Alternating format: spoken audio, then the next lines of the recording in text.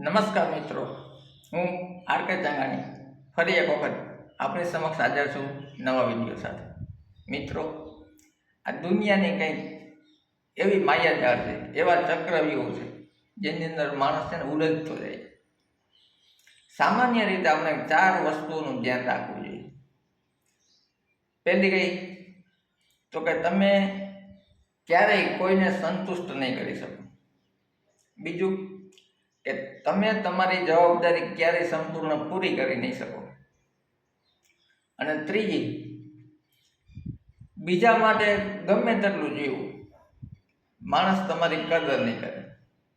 અને ચોથી, કોઈનું જીવન તમે ઈચ્છો તો પણ બદલી નહીં શકો, કેમ કે દરેક માણસ પોતાના કર્મને આધીન છે. પેલું શું છે તો કે આપણે ક્યારેય કોઈને સંતુષ્ટ ન કરી શકીએ. તમે ગમે એટલું સારું કરો ને તો છેલ્લે માણસ એમ કે ઓલું તો રાખી દીધું.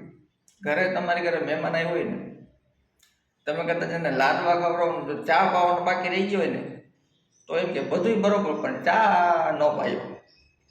આવું થાય છે કે નહીં સામાજિક જીવનની અંદર? આપણે આ રોજબરોજના આપણે અનુભવ હોય.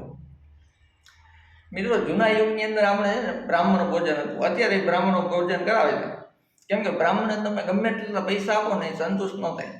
પણ એને લાડવા ખવડાવી દો ને એટલે એમ કે બસ હવે નહીં આવે. બીજું, માણસ પોતાની જવાબદારી પૂર્ણ ન કરી શકે, કેમ કે તમે એક જવાબદારી પૂરી કરશો ને ત્યાં બીજી આવીને ઊભી રહે, એને પૂરી કરશો ત્યાં ત્રીજી આવીને ઊભી રહે. એટલે સંપૂર્ણ જવાબદારી માણસ પોતાના જીવનકાળ દરમિયાન પૂરી કરી જ ન શકે.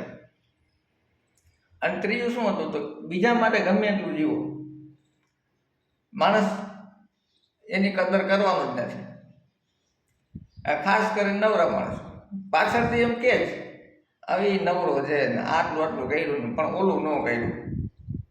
માણસ તમે ગમે, અરે ભલામણા, જો આ દેશની અંદર કૃષ્ણ અને રામની પણ બધા લોકોએ કદર ના કરી તો આપણે શું ચીજ છે. અને ચોથું કે ગમે તેમ કરો, કોઈનું જીવન બદલી નહીં શકો, કેમ કે સંપૂર્ણ માણસ છે ને એ પોતાના કર્મને આધીન છે. આખા માણસનું જીવન જ પોતાના કર્મ ઉપર આધારિત છે. અને કર્મ એવી વસ્તુ છે મિત્રો, એ માણસે પોતે જ ભોગવવું પડે, બીજા ભોગવી ન શકે. એમાં ભાગીદાર ન હાલે કે ચાલો એટલે આવું ખરાબ કર્મ કર્યું છે તો એનું થોડું હું ભોગવી લઉં. એ સ્વયં જ ભોગવવું પડે. એટલે કર્મની જવાબદારી દરેક માણસની પોતાની છે. એટલે આપણે કદાચ ધારીએ ને તો પણ માણસનું જીવન બદલી શકીએ નહીં, એના કર્મની ગતિ પ્રમાણે જે હાલે. મહાભારતના આપણે એક પ્રસંગ લઈએ. કૃષ્ણ ભગવાન ધારે તો યુદ્ધ રોકાવી શકે મહાભારતમાં, અને હજારોની કતલ બચી ગઈ હોય, પણ વિદુરે કીધું કે તમે ધારો રોકી શકો યુદ્ધ. બધા કહેતા હતા અને બરોબર છે, કૃષ્ણ ધારે એટલે આખો જગતનો નિયમ ધારે તો યુદ્ધ રોકાવી શકે ને. પણ કૃષ્ણ ભગવાને શું કીધું કે ભાઈ કોઈના કર્મનો ભાગીદાર નથી, જે થવાનું છે એ થવાનું. આ બધા લોકો પોતાના કર્મનું ફળ ભોગવે છે.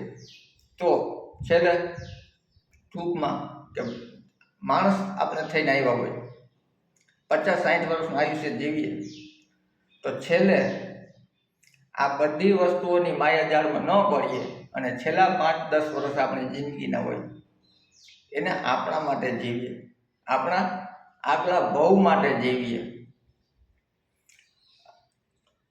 આપણા 50-60 વર્ષ તો આપણે સમાજને આપ્યા, આપણા કુટુંબને આપ્યા, આપણા પરિવારને આપ્યા. તો મારે મારા આગલા જન્મનું પણ કંઈક કરવું જોઈએ ને. એના માટે પરિવાર કાંઈ નહીં કરી દે આપણે.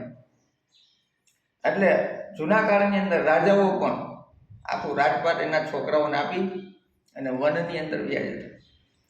રઘુવંશની અંદર પણ રઘુવંશીઓ પણ જુવાનીની અંદર વીરતાથી લડતા, શાસન કરતા, ન્યાયિક શાસન કરતા, અને છેલ્લે એ લોકો યોગેના અંતે તનુત્ય છે આ રીતના પોતાનું જીવન પૂરું કરતા. મિત્રો, જિંદગી છે, આપણા કર્તવ્ય નિભાવવાના.